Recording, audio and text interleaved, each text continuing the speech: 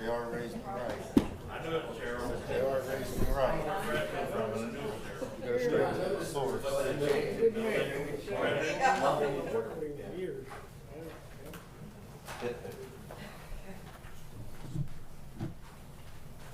Chickens there and talk. There we go.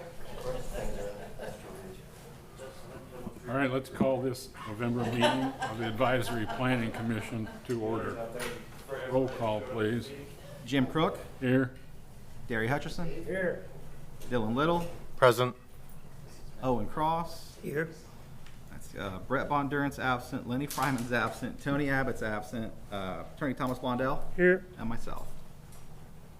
So the minutes for this meeting will be available for review in your next packet. Well, no, these are in. Well, I missed on the historic ones, but yeah, these minutes are in this meeting. Pardon me? These minutes are included in the packet. Oh, so you changed it, okay. Yeah. So has everyone had a chance to review the minutes? If so, do we have a motion to approve? And a second? Motion to approve. I'll second. All in favor? Aye. Opposed? Motion approved. Okay. Do we have a staff report tonight? Nothing additional. Okay. For our new business, do we have a representative here for JDJ Surveying and Engineering? Good evening. Dennis Krause Jr., JDJ Surveying and Engineering. I submitted the replat of Heiner Heights, lots 4 and 5. Essentially, we're moving a lot line about 40 feet in the rear. Mr. Barth already owns 2 lots. We're just reconfiguring them a little bit. Do we have any questions from the board? Any questions from the audience? Do we have a motion and or a second to approve the plat for signatures? I'll make a motion to approve. I'll second it. All in favor? Aye. Opposed? Motion approved. Thank you. Okay, so Now next C&B. item on the agenda is Steve Caudell and C&B Signs.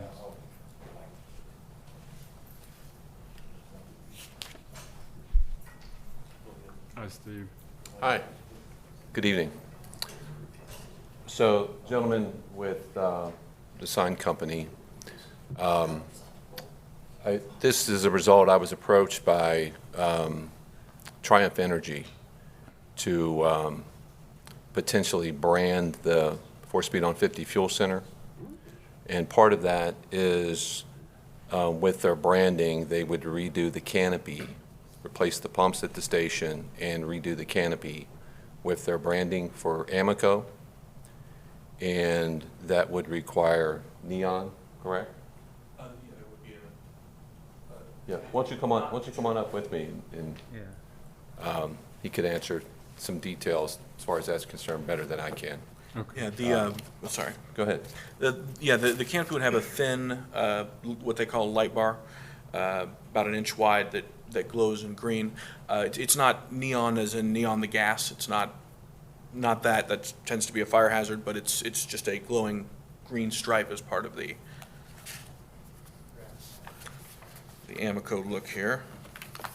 Would actually be blue and red, correct? Yes, I apologize. I started talking too quick. But they're here tonight asking for a variance because their proposal exceeds the maximum square footage listed for our code for sign size. Okay. Yes, so in this case, we would be ordinarily under the code allowed, I believe, 48 square feet for a pole sign. And so the property, the way it's laid out, makes it very difficult to site a pole sign anywhere that's legally allowed. It has to be away from the canopy, has to be well behind the right-of-way.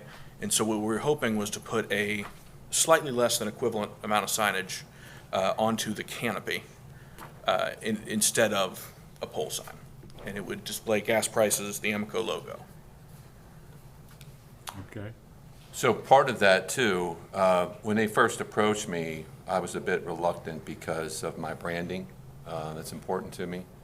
And I mentioned that to them, that I didn't really desire to lose that 4-speed on 50 brand, considering all the other development that we have there. So, so as part of that too, they said they'd be willing to, if it'd be allowed, to take the existing sign, which is hanging off of the canopy, and attach it to the building. They said they didn't mind if we had that on the building, but just not on the canopy.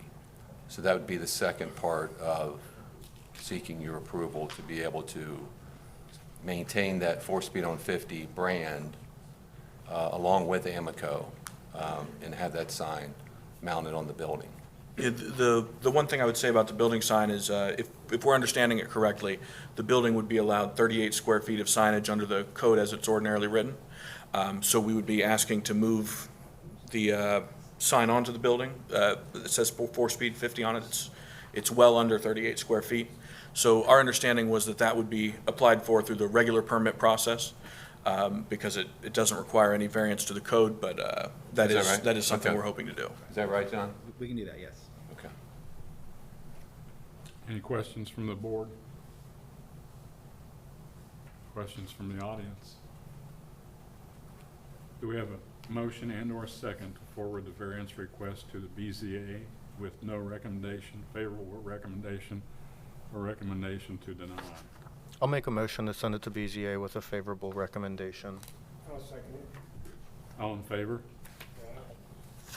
Opposed? Motion accepted. Thank you, gentlemen, appreciate it. You're welcome. And then this is one of the items we'll look at in the rewriting of the zoning code. Okay. Any old business tonight? I have none. Do we have a motion for adjournment and/or a second? I'll make a motion to adjourn. I'll second. All in favor? Opposed? We're adjourned. Howard. Thanks again. Thank you.